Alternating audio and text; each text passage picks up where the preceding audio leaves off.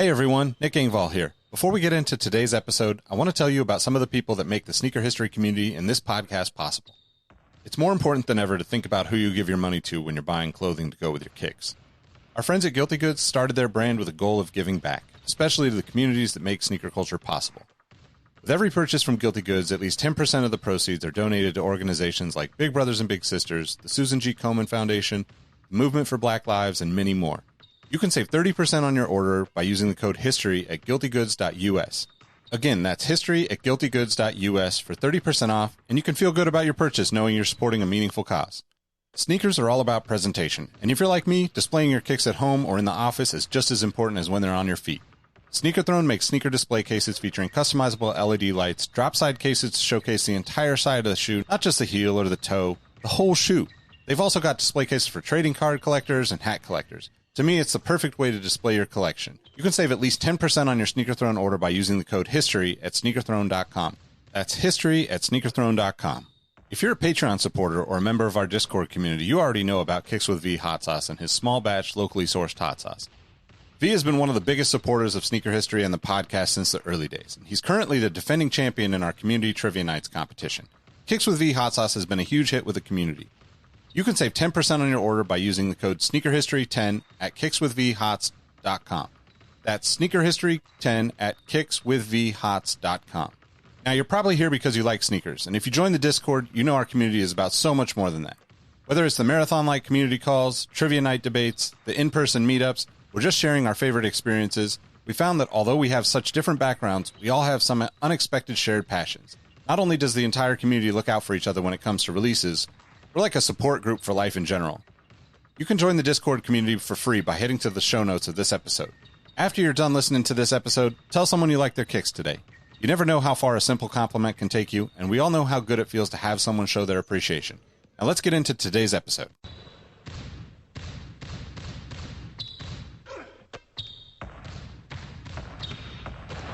Jordan trying to shake off Starks. Oh, what a move! LeBron James with no regard for human life. 12 seconds. Bryant for the win. Iverson against Gill. The crowd on its feet. Allen for the win. Welcome to the Sneaker History Podcast. What up, what up? My name is Nick Engvall, and this is the Sneaker History Podcast. For me, sneakers has never really been about the shoes. It's been about the people. Sneakers have been the connection to friends, business partners, unforgettable stories and memories, and opportunities that I could have never imagined. My goal has always been to create something that opens doors for others to find ways to do something they're passionate about for a living. If you're already a member of the Sneaker History Discord, you know how great the community we have is. It's so much more than sneakers. When someone needs some help getting through a tough time, the community is there. When someone in the community drops a new product line or publishes their first YouTube video, everyone is quick to support. That's why this year we'll be launching a series of new podcasts directly from the community. The first is a Formula One focused podcast hosted by myself, Rohit Malhotra, and Todd Yates, where we hope to make becoming an F1 fan a little easier and give you a better understanding of the sport, whether you're just starting to watch or a longtime fan. You can check it out at exhaustnotes.fm or linked in the description for this episode. As always, thank you for supporting Sneaker History, and don't forget to tell someone you like their kicks today. What up, what up? Welcome back to the Sneaker History Podcast. My name is Nick Engvall. Got a two-man show today with my guy, Robbie Falke, to talk some kicks, and we're going to get into some new releases because, frankly, we just haven't done that in a while. So what's good, man? How you been? I'm good. A lot of shoes been dropping. I tell myself I haven't been buying that many shoes, and then I look back, it's like, okay, you kind of, not that many, but you've been buying shoes. I'm good, though. How are you? You've been buying shoes. Have you been disillusional with yourself? Dissociative shoe disorder, DDD? You know, I feel like I always have that, to be completely fair. But I haven't really bought much. Honestly, it's like one of those situations where I've just been so busy. Like, we've had a hard time connecting everybody to do the podcast. I feel like I haven't talked to like so many people in so long, but it's kind of a good thing because it just means that I'm not spending as much as I would be, right? So No complaints. A weird benefit is going through these renovations and did this California closet whole shindig, and I have the official Robbie shoe closet now. That's almost done. It's getting there. But as I was placing shoes into the shelf, I was purposefully taking pairs and putting them in the shelves that I have not worn yet to remind myself, hey, I need another pair this week. Here's a clean pair, like out of the box. So they're in these beautiful white shelves, all hand built, custom built by California Closet. It's great. I took all the paper out. There's no boxes. There's nothing distracting me from just picking a pair up, like fresh off the rack and going. So still haven't done that much because I've been wearing one shoe particularly more than others. But a couple times, I think I've unds 2 pairs in the past 6 days, which is 2 more than the past month. So it's pushing me in the right direction. I'm excited for it. It's been good to see. Yeah, I'm looking forward to seeing it, man. It's going to be awesome. Well, you kind of alluded to it, but what have you been rocking? What have you been copping? What have you been? Man, all I wear, and it's so funny. I've told this story in Instagram posts. His name was Corey or Cody, I forget. But this kid in middle school was such an asshole to me, and he always had these. Not always, but he always had the fresh J's. These were one pair he particularly grilled me in while wearing, and I remember just looking at my feet, and it's like. I was 13, 14. I was a freshman, not a lot of confidence in your young years, but he had these on and I didn't get them then. I think 2016 was the last retro. I didn't get those then either. There was the playoff low, which I'm not a low hater, but it's not this. So to finally get these from Jordan Brand, and I've been wearing them for pretty much a month and a half straight. I had these since January. It's crazy. But I wear them all the time, and it's just so many feelings, so many. This can go to a rabbit hole we're not going to jump down, but putting on a fresh pair of OG Jordans, there will never be another athlete, another shoe line, another retro that makes me personally, and probably a lot of our listeners, feel the same way as a fresh pair of clean OG J's. I mean, feel how you will about Jordan. You could fall in love with them, be falling in love with them, whatever ebb and flow you are with it. Tell me, go into your closet right now, pull out your Concord, pull out whatever Concord, black cement, bread, playoff, final, whatever OG Jordan of your choice, lace them up and just look at your feet, and you won't be damn, it feels so good. You get a breath of this confidence, and it's so weird. I'm team LeBron all day, but putting on LeBrons do not make me feel the same way as putting on just a fresh pair of OG, even a new retro. Let's say Jordans, but particularly the playoff 12 in this example. But Concords are out. I've been looking at the Concords. I'm excited to wear those again. Stuff like that. It's just Nice, man. Well, I mean, not on the Jordan side, but it's same kind of vibe for me. I've been wearing the Reebok, the black toes is why not us? Why not us? The black toe questions, right? And for me, questions are right up there with Jordans, but I totally get it. I find myself putting them on and just staring, it's just something about and I don't know if it's the age that we first got into those shoes, or if it's something bigger or what, but there's something crazy about it. And I think it's it's awesome that you brought it up, because it's one of those things that people that don't have that feeling, that emotional attachment, that they don't get it at all. But the people that do, probably most of the people that are listening to the podcast, can be yeah, these are the shoes for me anytime, especially if I get a fresh pair. And again, the other side of that too is what you're doing, right? Wearing the same shoe for a week, 2 weeks straight, every day. I think it's one of those things when you get that pair, it's just I've been waiting for this for a really long time, and now I got to just stick with it. Iverson, so Kobe makes me sad when I put Kobe's on. I would put Iverson over Kobe at this current juncture with his line. I also feel some type of way. I think we feel that way because those were two athletes, and Kobe too when he first started, and LeBron. There wasn't all of the accessibility of social media. So they were, Allen in particular, was so up on a pedestal and elusive, but also so relatable. And it's just it was just the perfect, I think it was just the perfect time to be a budding young athlete, that 20-year window where it's just the elusiveness, the exclusivity, people don't know what you're really like because there's no they're not seeing you on TikTok. It's Yep. it was a powerful time. So Jordan, and then it's funny how that works. The crossover, we can go, Jordan the Iverson. It makes you feel some kind of yep, exactly. What's up? I'm gonna use that to transition to. Yeah, I mean, I just got in the mail the Midas Gold Dunk Low. Oh, nice. Over there, but they finally came in the mail. Those make me very happy.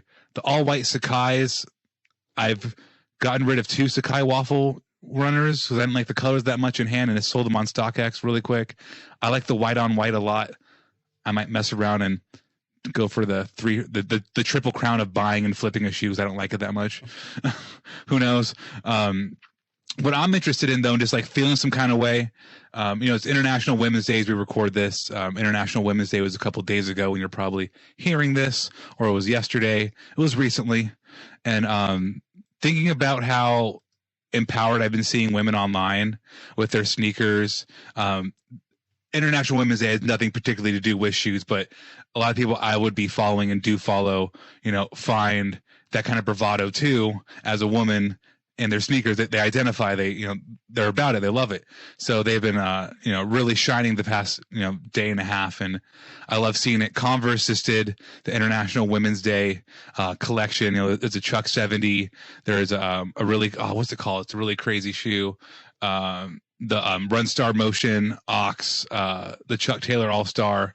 I just want to shout out that really quick because Converse always does something really, almost always, if not always, does something really good with International Blank Day or International Awareness Day, or doing something with, the chevron to empower, embolden, highlight, spotlight brands. And the women's collection, it's great this year, but it also got me really thinking about the women I've been seeing on my timeline and interviewed recently, the features.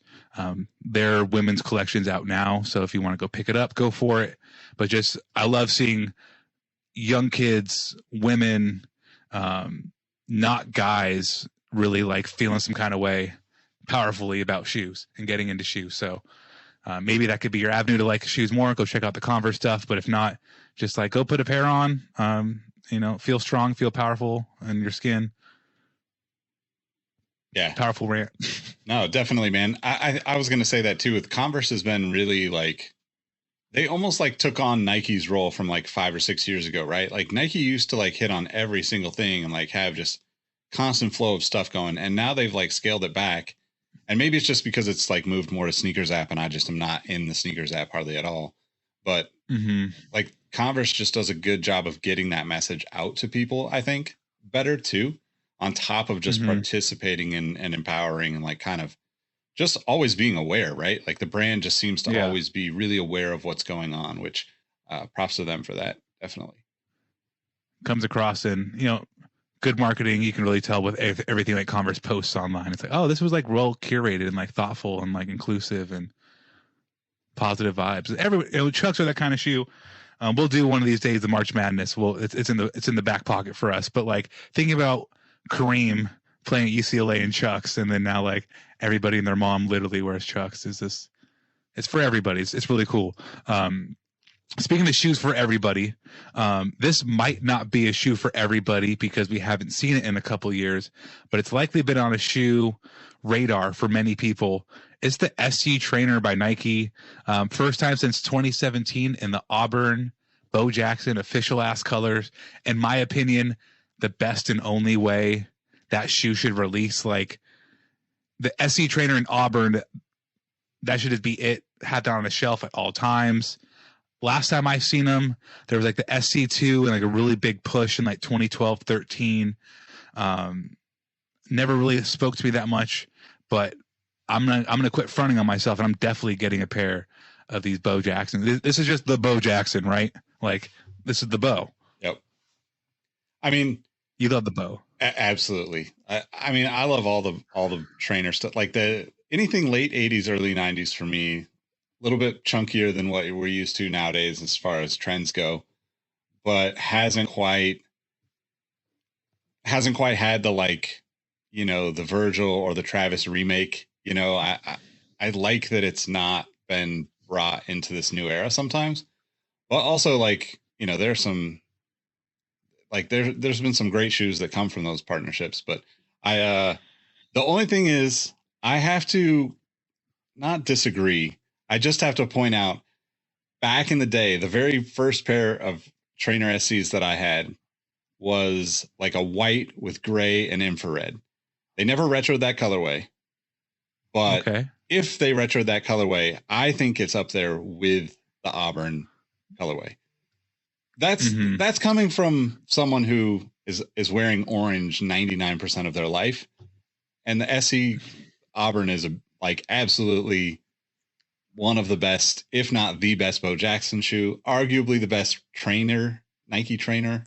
I know that's fighting words for a lot of people out there, but I would love to see them bring back the original white and gray and infrared, because it was, I don't know why it wasn't such a, wasn't on the list of retro product. I felt like it was, because the SC2 came back in an infrared colorway, but the original didn't. So, and we've been, no, go ahead. No, just the SC2 released in 1990, so it really is that perfect middle ground between 80s and 90s, the beginning of the 90s. The Trainer 1 chlorophyll, right? Air Trainer 1, that's been popping up in shelves. That's another one that's kind of eluded me. Just because there's so many shoes on earth. I love both of them, but I've never done it. I need to pick both of them up for historical purposes.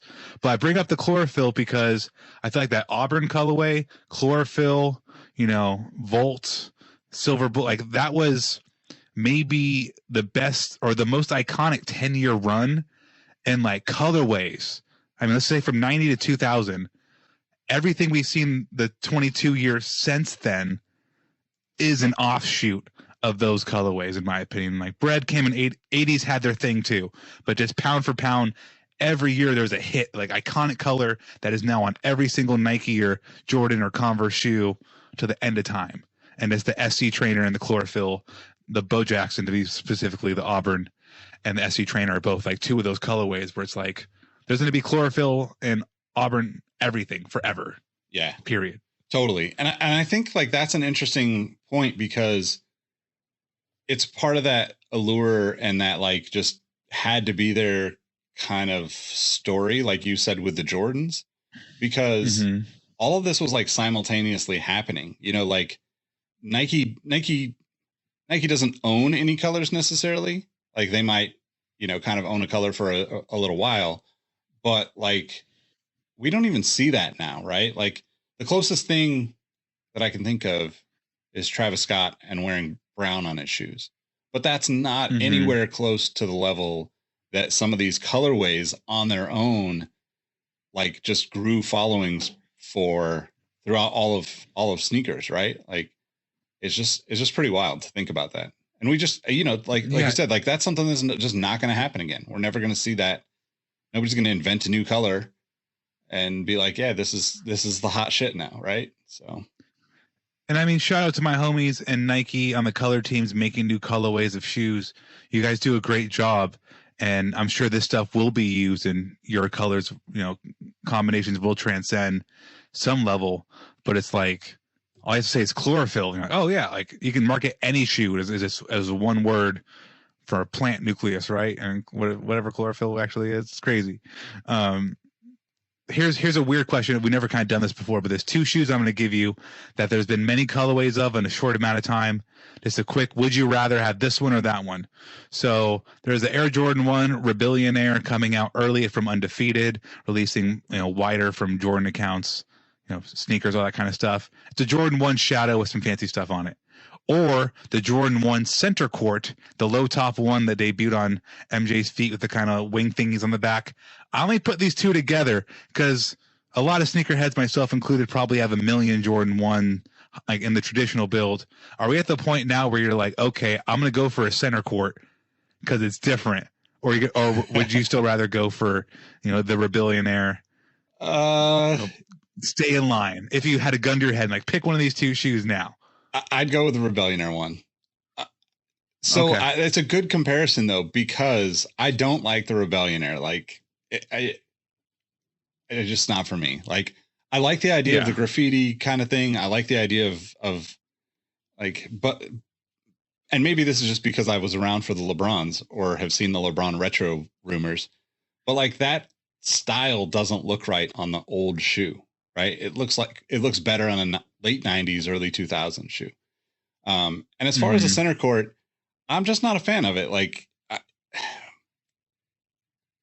that's the dad shoe. Yeah, people it's too grilling dad the shoe for Curry. me. What was it? The Curly 4, the Curry, the Curry 2 low. Whatever the Chef Curry was, the all white dad but shoe. But that shoe was modern the center looking, court, new technology, cushioning, all that stuff, right? Yeah. This is the Jordan dad shoe equivalent, in my opinion. Yep, I agree. All right, so dad sees these. Dad's like, shit, let's go. But young dad like Mike might go the LeBron route. Let's pivot to LeBron. You just brought up his graffiti stuff. That's going to come back. But we just had some news that the LeBron Palmer LeBron 9 low staying right in line with the LeBron stuff throughout the 9 line, retroing a lot. You excited to see the LeBron Palmer? You into that shoe? Interested? I'll try for Mike, but I don't. I would feel like not you. I would feel bad if I got that shoe and somebody I know that really wanted it. Like, I would try for it. I like the shoe enough to buy it, but it's going to be one of those shoes that when I get it, I'm just going to be like, I probably am not going to wear this.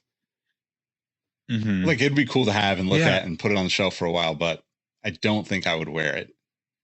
I'd rather wear a South Beach. Yeah. I'd rather wear many other LeBrons if I'm going to wear a LeBron, I guess. So what's really funny about this shoe compared to the other one you just brought up, the South Beach, I passed on the South Beach. I ended up buying I had the Hardwood Classic LeBron 8 Retro and the Laker LeBron 8 Retro. And after those two shoes, I kind of learned, like, I don't like wearing high top LeBrons like I used to when I was a kid. There's going to be times where I do, and it still pops up every now and again. It's fun. But I now want lower cut LeBrons for an everyday. And I think the LeBron 9 is top 3 low top ever made in that version. This was a highly sought after sample in 2 different flip colorways. I've been looking at this shoe from very far away, to kind of quote Mike's Big Bang video he just did. I've been looking from very far away at this shoe. I am 100% a buyer. I have a Huff hat that has like the same print on it. I wear it all the time. I love that hat. It's very comfortable. This is going to match it perfectly. I'm going to wear like a white, I don't know. It's like, these are going to get a lot of play for me. They're kind of corny, but I think in the best way possible. It's like cornflakes corny. It's delicious. That's a great way of putting it. Yeah, I could totally understand that. All right, I got to put you on the spot now, because I know that you're definitely a fan of some of the Yeezy Boost stuff. And now we got 2 Yeezy retros, basically, right? We got the Oreo 350, the black version with the kind of light grayish stripe. And then the Zebras are now coming on April 9th. So you got arguably like a low-key Yeezy, and then like the most, I say obnoxious in a loving way, but like, the Zebras are like, you're not missing this shoe no matter how far away from me you walk. So, yeah, if you had to choose, which one are you going for? I'm going for both, and I put some thought into this. I want the Oreos as is. I don't have a pair of black 350s yet. I've always wanted a pair of mostly black, like dark black. I have some utility black 700s. No, 750, whatever. So many damn numbers. But I want like a dark black Yeezy. So I definitely want those Oreos for sure. And I've never wanted the Zebras ever until the TikTok era, because now I see people dyeing shoes, all of this, dipping random shoes and dyeing them and stuff. I'm going to try to get the Zebras, and I'm going to dye them. I'm going to dip them in like as blood of red as I can and make like a red zebra or something. It's still going to be obnoxious. It's still going to be impossible to miss, like you were just describing. But that shoe has been retroed so much and is such like, it's a sneaker joke, right? I mean, it's the zebra is this like, it's a meme shoe. Like, that shoe is a meme. But at this point, I want to take that and just really make it my own. I don't customize a lot of things, but that shoe is so played and so corny. It's like pounds of sugar corny. It's definitely not good for you. But, if you put your own spin on it, if it dyed, I'm thinking red, but maybe like zombie green. I don't know, but like I'm gonna do something weird to it if I can get a pair, and I'm gonna make them super bright with that zebra stripe, and it's gonna be a Robbie special. Yeah, You'll see if I get them. Not paying resale. If I can get them for retail, I will dye that. I totally agree though. Like dyeing that shoe, like I'm not a big red shoe fan, but like dyeing that shoe all red or all green or all blue even like would just be like a game changer, especially if you can get it dark. Like not like dark where it's like not noticeable, but like a bright dark, right?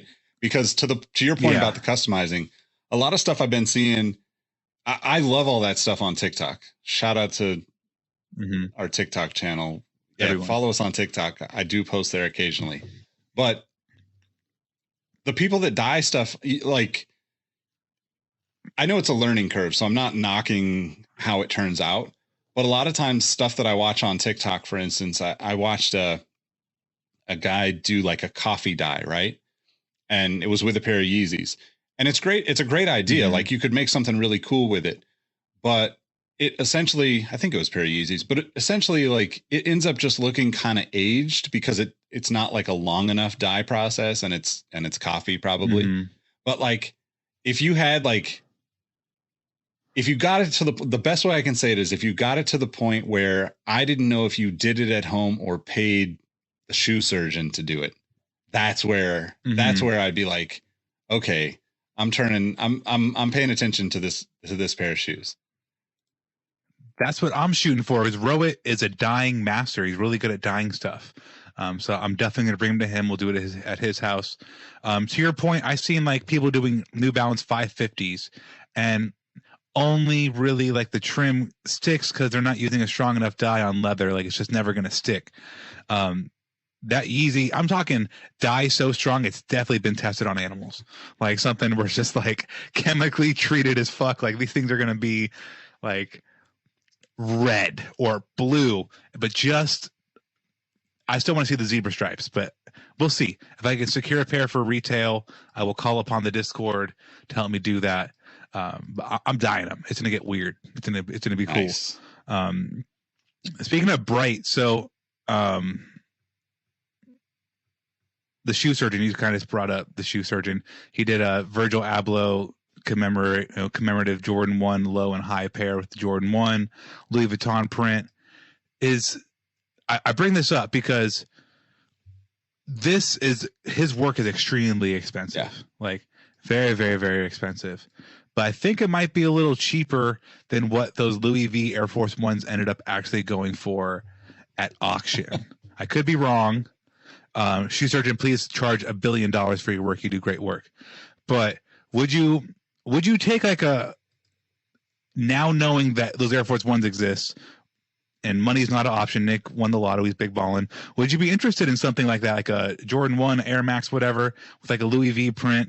Is that cool now that it's become official through Nike, or is it like still kind of like little Bow Wow? I posted on the Sneaker History Instagram, little Bow Wow in like a Gucci suit with the Gucci Air Force One customs, or is it like that? Is it little Bow Wow or is it Virgil? I mean, I think, or is it Nick Young in the middle? Yeah, I think it's somewhere in the middle, right? Like I would never wear, like even if I was balling beyond recognition, I would never wear Louis Vuitton. I would never. What if he owned a Tiger and a Lamborghini, like Sultan stuff?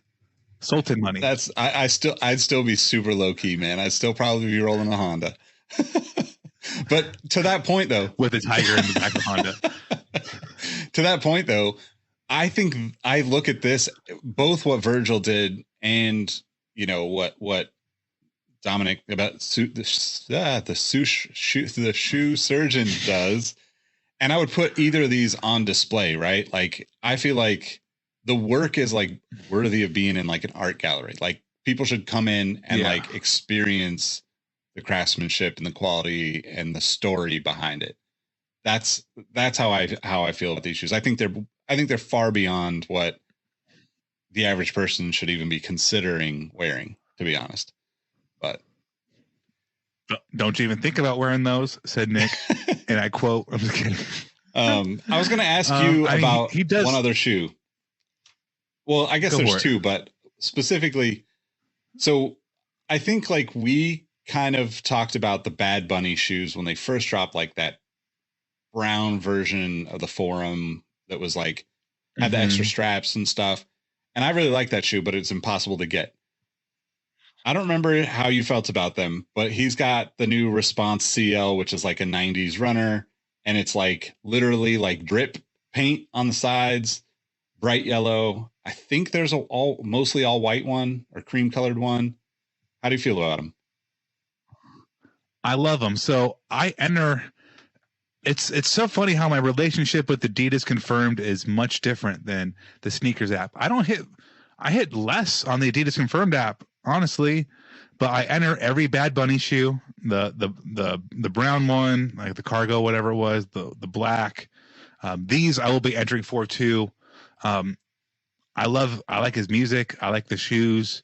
I really don't care about the Response. I don't care about like retro Adidas running or lifestyle. Anything really doesn't mean very much to me. Yeah. But these with the modern twist and his name attached to it, the color is really popping. It's hitting on all cylinders. Adidas Confirmed app, but I'm going to be 0% angry when I don't get it. I tried to get the static retro. Yeah. What was that? 700 V2, V3. Yeah, I really wanted those. I should have asked. I forgot to ask people for their entries, but I really wanted that shoe. It's like $550 on resale, and that's way too much. I'll pay $300 retail for it. It's a gorgeous Yeezy. These bad bunnies are the same. Like I'm gonna enter, and probably won't hit, but I'm not gonna pay resale for them either. But when I see somebody like wearing them, I'm gonna dap them up. I'm gonna love on them. It's a good looking shoe. Yep. Agreed. Totally. And yeah, I feel the same way with Confirmed. I don't get as angry with it, but I think I might even enter more on the Confirmed app than I have in sneakers recently for myself. Like I basically am entering every day based on somebody in the Discord wanting a pair of shoes. Right. So if anybody's looking for it, I'm just looking out for them basically. So what's funny about like the Confirmed app is it's literally just like, a toss in the bucket, a fish in the bucket, whatever you put in buckets easily. You don't expect much. It's just like, if I hit, I hit. If I don't, I don't. Let's end on this shoes. I know a lot of the people in our Discord were trying to get it. There's a lot of Air Max heads. The Concepts Air Max 1, heavy. I don't get why it's called the heavy, but it releases March 12th and it's really heavy. This is the same kind of thing. Like I'm not going to try for it. This shoe means nothing. The Air Max 1 really. I have the OG like anniversary pair, the red ones, and I wear them sparingly, just out of respect for it. But the one doesn't mean much to me. Like I'd rather have the Bad Bunny than these. But I feel like they're both like really trying to like pop, right? They're both really trying to like say something with their colorways. Which one do you like? Do you like this one? I like them because I tend to like just weird Air Maxes. But I'll probably be entering. I think Dalton's really into this colorway. I mean, like you said, everybody in the Discord seems to be into these. I entered the last one, but didn't hit. I mean, I just don't expect to hit on anything. And even when I do, when I start to get hopeful, I'm usually entered under somebody else's size anyway, so it doesn't matter. But unless you pull with me and they enter a shoe for you and then change my mind. You know what these remind me of? I think you have a pair of these. Do you have the De'Aaron Fox Air Max 1? Yep. Swipe-less? I'm going to wear that because it's relevant to me in Sacramento, right? So. Don't those kind of remind you like a little bit? Yeah, a little bit. A little like I don't know, a little bit of what's going on. They're just using crazy materials and a bunch of different patterns and stuff, right? And I think the 3 versions of it. I think it's all cool, but it's just not for me. I'd rather have that on Dunks than an Air Max, I think, from Concepts specifically. But so okay, last shoe. Speaking of Dunks, Kentucky Lows. How do you feel about them? Oh, I'm gonna try to. Those stupidly have my name written on it. When I said I was putting shoes in the thing to not be wear, I took 5 pairs of dead stock Dunks out and put them in the shelf. So that's 5 other to get to. But this one will be no 6 now because of the Midas Golds. So yeah, these will be number 7 probably, just sitting there waiting to be worn. I have the high top ones from last year that really weren't the Kentuckys, but they were. Yeah. I have those. I tried not to do high low dunks in the exact same color, but like, you tell me this: dunk high, winter fall; dunk low, summer spring. I don't like mixing that up. Yeah. I mean, like no matter what but Jordan 1 high all year. Yeah. It's weird. Yeah. I mean, I would 100% prefer the dunk low over the dunk high, like all the time. I think the only exceptions to that are like stuff that's super crazy, like Deftones dunks or something, right? Like something that is just like so outside, or like, you know, floms or something. See, Nick, you just haven't upgraded past the Dickie, because if you don't wear Dickies and you wear like new pants, the whole, you tuck the sock in to the bottom of your sweatpants, so like there's no awkward, friction around the high top dunk, because the high top dunk nowadays is like a mid. Really, it's like a mid without a strap. It's not a high dunk. It's a gimp. It's a gorgeous gimp. But yeah, it's like you tuck the sock into the bottom of your cuffs joggers, and everything runs smoothly down there. It's a beautiful thing. Try it out. This week, I'm more the Sparties, the Michigan State's the green one, right? Yeah. I have the green ones from like 2 years ago, still dead stock in the shelf. I'm going to wear those this weekend. Watch. I mean, thing with dunks is they just always look good. Always. It's kind of like you said, Jordan 1s, you almost always want you always want the highs. I think it's probably like 95% I want the highs. But like with dunks, they just all look good. Like this might be very blasphemous, but I just had the thought, so I might as well say it in front of the entire world. But like the dunk might be better than the Jordan 1.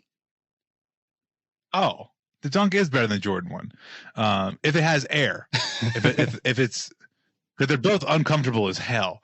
I need that. The Jordan 1 wins in the little bit of comfort you can feel in that heel. But what's really crazy, man, is this, like, I feel the same way. It's 99% high top with the Jordan 1. It's so hype beast, and I'm never going to pay the money. I think I should never say never, because I buy a lot of dumb shit. The Travis 1 lows, man, are the only lows that really get me.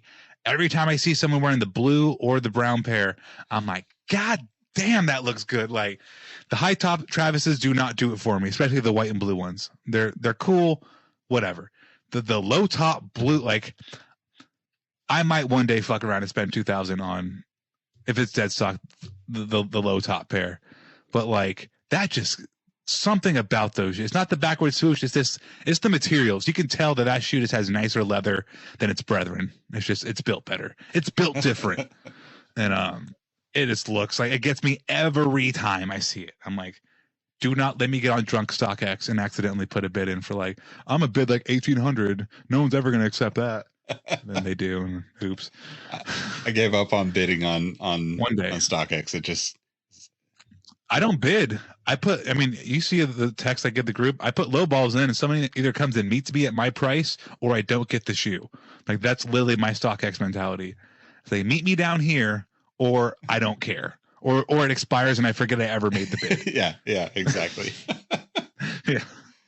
Oh man, they haven't expired fast enough recently though. I'm cooling it. Like, I'm not even on StockX anymore. Yeah, I try to just not even look at the aftermarket stuff, but once you get down a rabbit hole, though, that rabbit hole is deep and wide, and there are different avenues and more holes down below. You're just like, what the hell? Where am I?